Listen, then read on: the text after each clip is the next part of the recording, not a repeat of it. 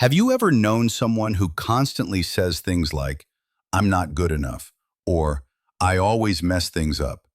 Or maybe, quietly, deep down inside, that someone is you. You smile when others are watching. You try your best to appear fine. But when the lights go out, the voice inside your head becomes cruel. It says things you would never say to someone you love. You tell yourself you're a failure. You replay mistakes. You punish yourself for not being better.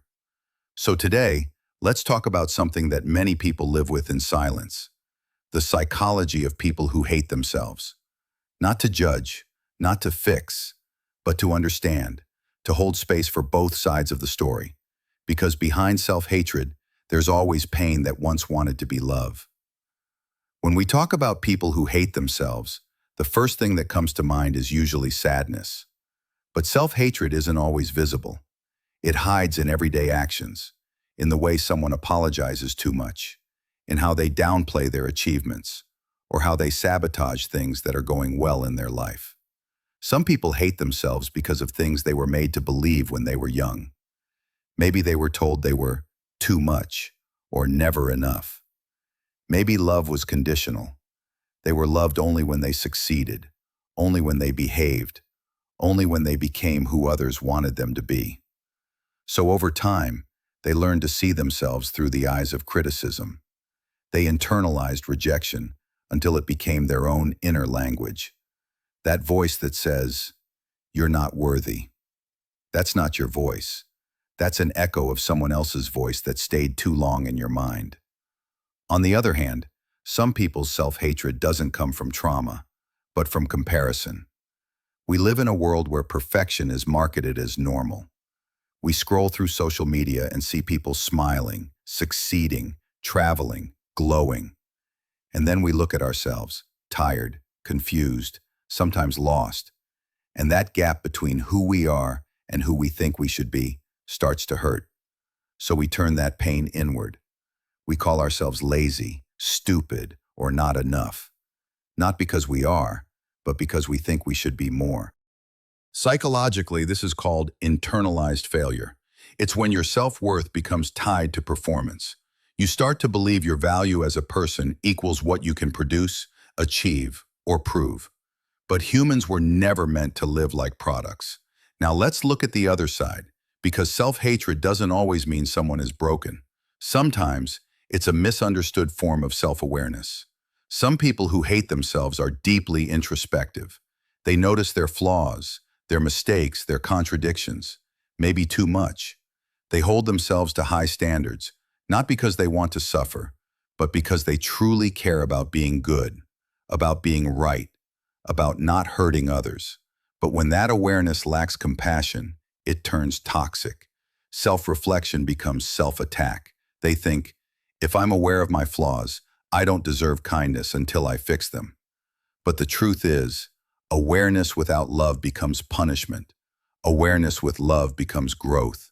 So maybe some people who hate themselves aren't truly hating. They're just lost in the gap between who they are and who they wish to become. And they haven't yet learned how to hold both with kindness. There's another layer too. Some people use self-hatred as a way to protect themselves. It sounds strange, but think about it. If you already criticize yourself, no one else can hurt you. If you expect rejection, you can't be disappointed. It's like building an emotional shield made of pain. But the problem with this shield is that it keeps everything out, not just pain, but love too. You can't selectively block emotions. When you shut yourself off from hurt, you also shut yourself off from connection. And slowly, loneliness starts to feel like safety. If you've ever caught yourself pushing people away even when you crave closeness, this might be why. It's not that you don't want love. You just don't trust it anymore.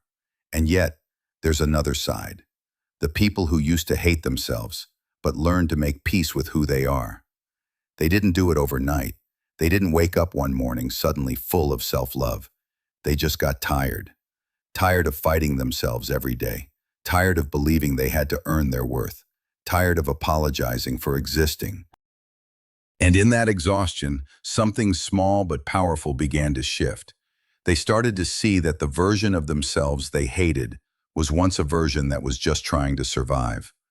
The part of you that criticizes, that overthinks, that doubts, that part learned to do that to protect you once. It was your survival mechanism. It's not evil. It's scared. And when you realize that, your relationship with yourself changes. You stop trying to silence that voice. You start to listen to it with love. So what do we do if we recognize ourselves in this story? If we are that person who constantly feels less than, who can't forgive themselves, who carries invisible guilt for simply existing, the answer isn't to think positive. It's to start small, to learn how to be kind to yourself without conditions. You don't have to love yourself right away, but you can start by being neutral. Instead of, I hate myself, maybe say, I'm learning about myself. Instead of, I'm a failure, try, I'm human and I'm trying. Because healing doesn't come from pretending everything's fine. It comes from allowing yourself to be seen, especially by yourself. If you know someone who hates themselves, don't rush to fix them. Don't tell them to just be positive. What they need isn't advice, it's safety. They need someone who can sit in the dark with them and not turn on the light too fast. They need someone who can say, you're not broken, you're just hurting, and I see you. And if you are that person, if you are the one sitting in silence, hating who you are, please remember this. You have survived 100% of your worst days. That means there's still a part of you that refuses to give up. That part deserves your compassion, not your hate. So maybe self-hatred isn't the opposite of self-love. Maybe it's the starting point of it.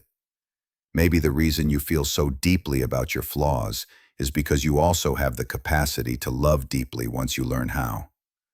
Every scar, every regret, every mistake, they're not proof that you're unworthy. They're proof that you've lived. And there's something profoundly beautiful about a person who's been through hell and still chooses to be kind, even when they can't yet be kind to themselves. Thank you for listening until the end.